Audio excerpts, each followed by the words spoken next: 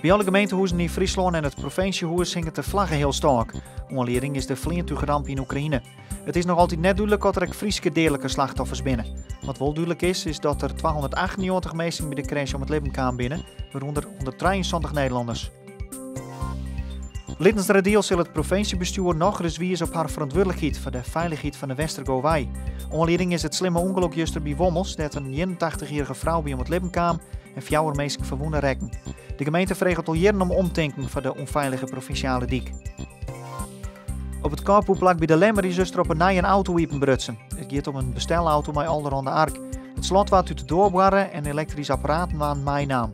De politie waarschuwt het eigenaars van bedrijfsauto's voor de net bewaakte carpoolplakken bij de A6 en A7. Een eigen fjouwendaagse voor de bewoners van het Bonavatiushuis in Snits. Voor het ziende keer waar er de bonnenwandel houden. Nou, door een fjouwe maaskoffen waar een kwart rondje maken terug de stad.